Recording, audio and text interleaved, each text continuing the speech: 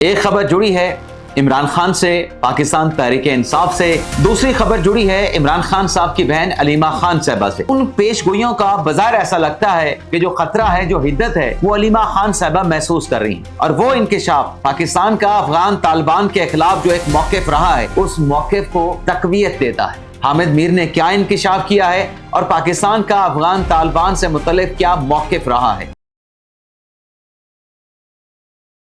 ناظرین، دو بڑی عدالتی خبریں۔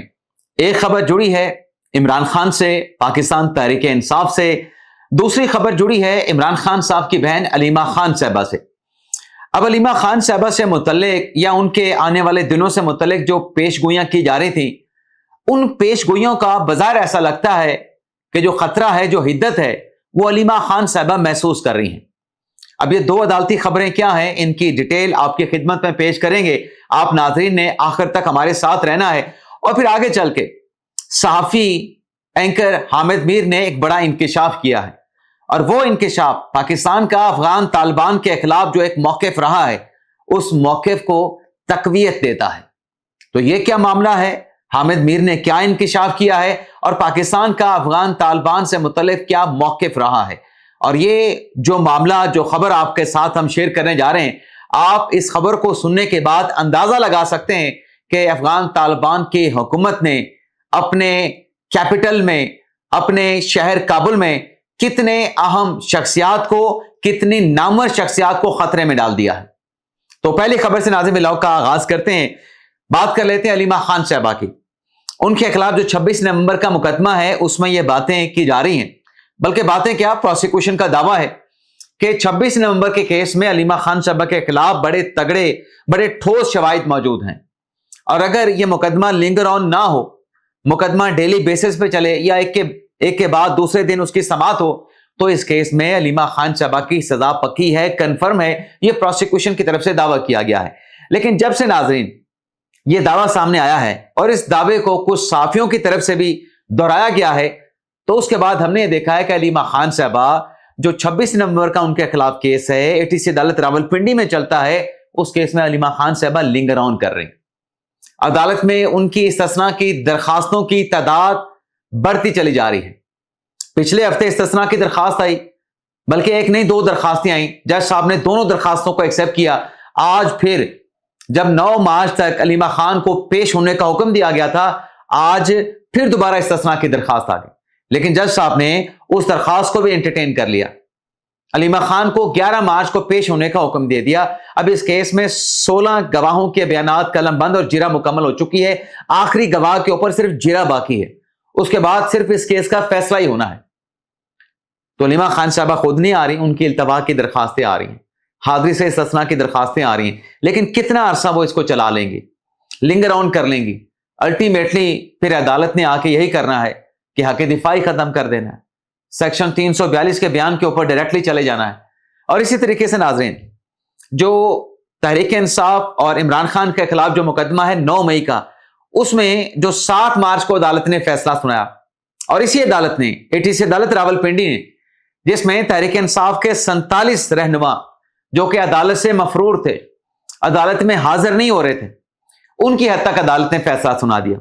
10 سال کی سزا سنائی گئی، 5-5 لاکھ روپے کا جرمانہ کیا گیا، اور ساتھ میں ان 47 PTI کے رہنماؤں کی، جس میں شبلی فراز صاحب، جس میں عمر ایوب صاحب، جس میں زرتاج گل، جس میں کمل شوزف، مراد سعید، 47 رہنمائے پاکستان تحریک انصاف کے، ان کی پراپرٹیز بھی ضبط کرنے کا حکم دے دیا، ان کے اریسٹ وارنٹ بھی سنا دیے گئے۔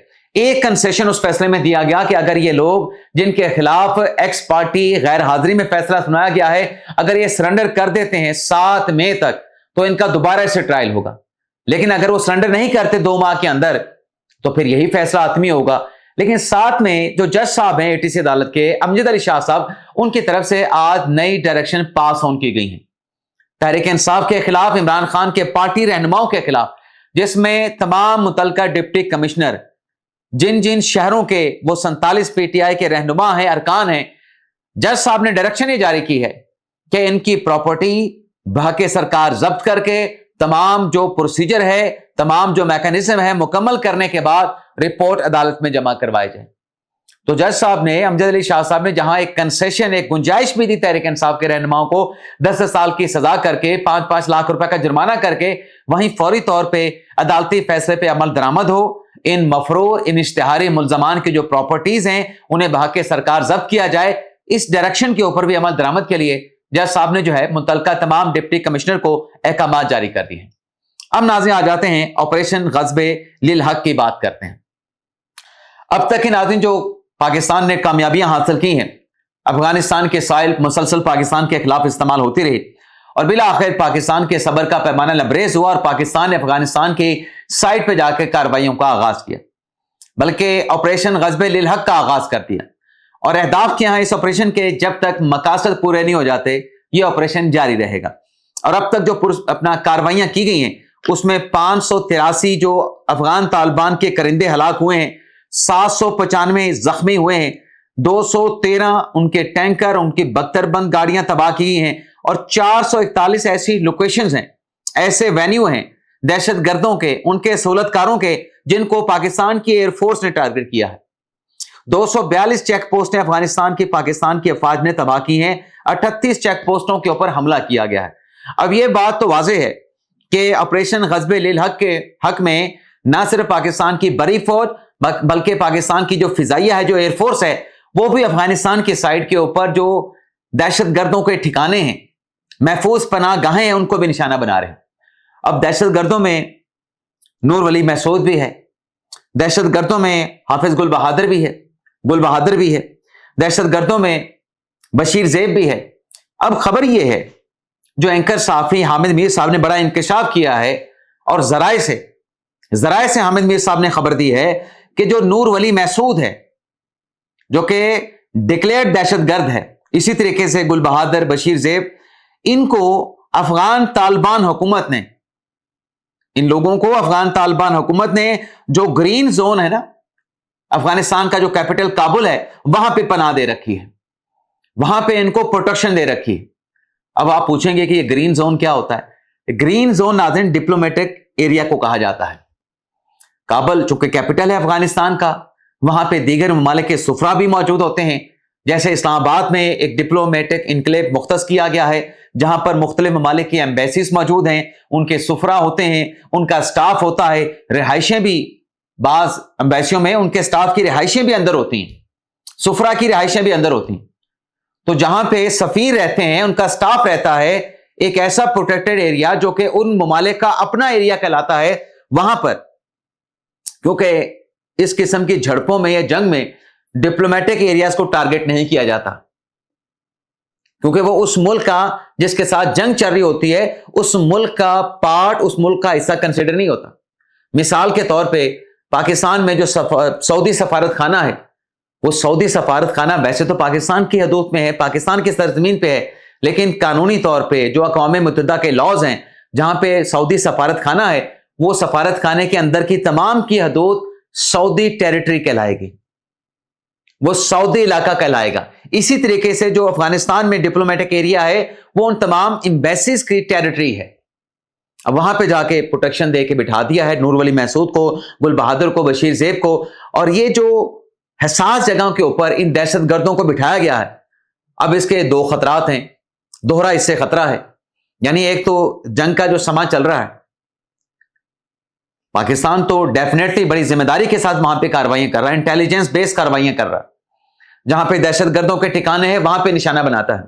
لیکن ایک ایسے حساس علاقے میں لا کے دہشت گردوں کو بٹھا دینا, کیا یہ ان جو ڈپلومیٹک کمیونٹی ہے اس کو خطرے میں ڈالنے والی بات نہیں؟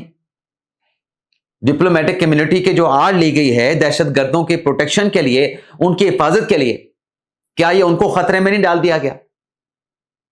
کیا افغانستان کی حکومت نے اپنی کریڈیبلٹی ان دہشت گردوں کو ڈپلومیٹک ایریا میں بٹھا کے, گرین زون میں بٹھا کے اپنی کریڈیبلٹی کا ستیہ ناش نہیں کر دیا؟ جو دوحہ ایکارڈ ہوا وہ کہاں پر اب سٹینڈ کرے گا؟